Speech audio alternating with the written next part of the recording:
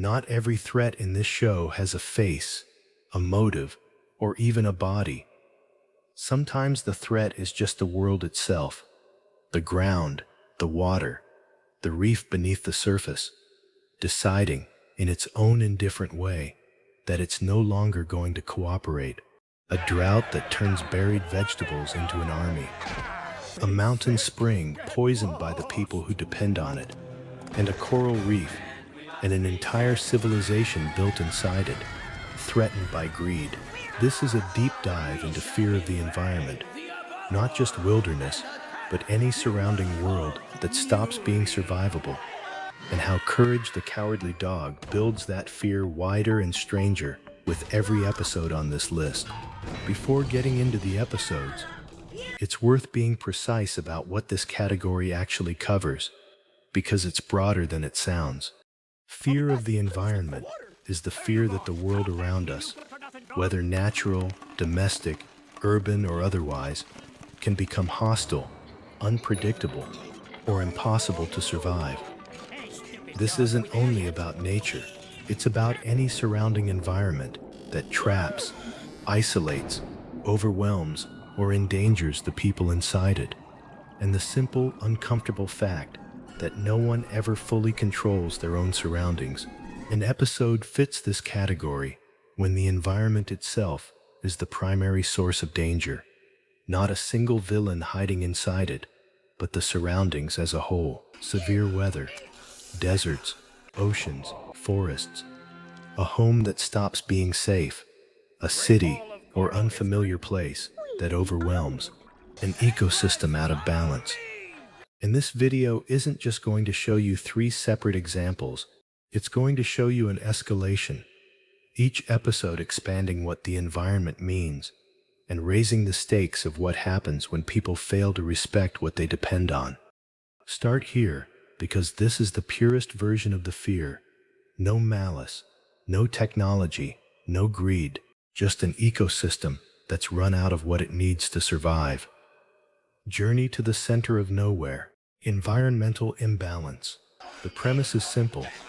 A drought dries out the farm's well, and an underground army of eggplants, the very thing Muriel's been cooking without a second thought, decides that's finally worth going to war over. It's tempting to read this as a monster story, but look at what's actually driving the conflict. It isn't cruelty, it's scarcity. That's the key to why this episode belongs first. The eggplants aren't a supernatural force or a designed villain. They're a resource-based ecosystem responding, almost mechanically, to a lack of water. Courage even solves the entire conflict, not by fighting them, but by researching the actual cause and restoring the resource they need. The environment wasn't evil, it was simply out of balance, and the fix was rebalancing it. That distinction matters for the whole video. This episode ends with reconciliation, not victory, because imbalance isn't an enemy in the traditional sense. It's a condition, one that gets worse the longer it's ignored, and gets better the moment someone actually addresses the cause, instead of just fighting the symptom. Now the fear expands. In the first episode, nobody was really at fault. The environment was simply depleted. This time, the environment has been actively harmed, and something is angry about it. Goat pain. Environmental consequences. Muriel needs to reach a healing hot spring on Mount Nowhere, but the spring's guardian, a powerful, furious goat, stands in the way. It would be easy to frame the goat as a random obstacle, but pay attention to why he's furious. Humans have dried the spring out and clogged it with garbage. He isn't guarding the spring out of instinct. He's retaliating for damage that already happened. And the damage isn't abstract. This mountain used to belong to an entire family of goats. The goats' own brothers and sisters. Humans didn't just pollute the spring and claim it as their own. Some of his family were literally kicked off the mountain in the process. He isn't the guardian of this spring because he was assigned the job. He's the guardian because he's the only one left alive to do it. That reframes everything about this episode. The goat's fury isn't really about garbage, or even about the spring itself. It's grief, expressed as territorial rage from the last survivor of a family that used to call this mountain home before people arrived and took it from them. And notice the resolution again, because it reinforces the same idea from the previous episode at a slightly larger scale. The Baggas don't defeat the goat, they clean the spring. The threat resolves the moment the actual environmental damage gets addressed, not the moment a villain gets beaten, which means this episode isn't really about a goat at all. It's about consequences catching up, and about what's owed to whoever's left behind once the damage is finally actually undone. Now the scale changes completely, and this is where the escalation reaches its final stage. The first two episodes involved one farm and one spring. This one threatens an entire civilization and introduces something the previous two didn't have: deliberate, profit-driven exploitation.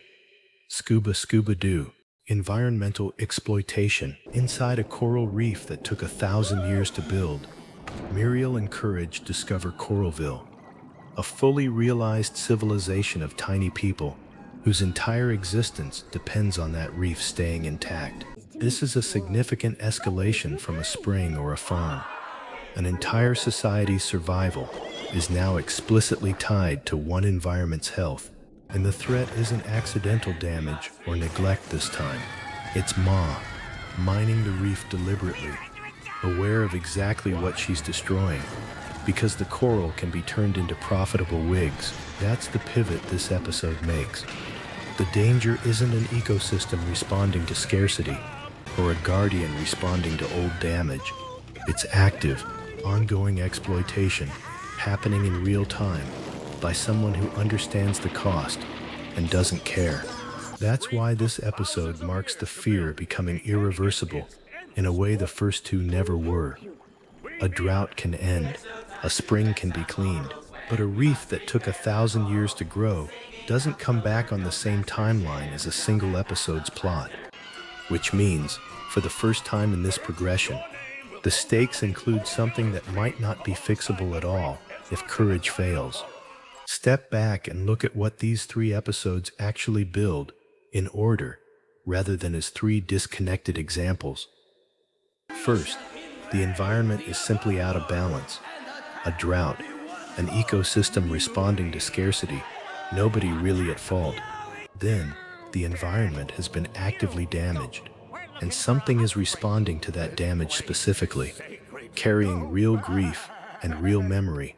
And finally, an entire ecosystem, and the civilization depending on it, are threatened by deliberate exploitation, for profit, by someone who understands exactly what they're destroying and doesn't stop. That's a real progression, not a coincidence. Each episode expands the definition of environment a little further, from a farm to a mountain spring to an entire underwater civilization, and each one raises the stakes of what happens when people fail to respect, repair, or take responsibility for the world they depend on. Across these three episodes, the imbalance of Journey to the Center of Nowhere, the consequences of goat pain, and the exploitation of Scuba Scuba Doo. Courage the Cowardly Dog builds one continuous argument about what it actually means to fear your surroundings. It was never really about wilderness. It was about control, or the lack of it. Whether the surrounding world is simply out of balance, actively damaged, or deliberately exploited, the fear stays the same.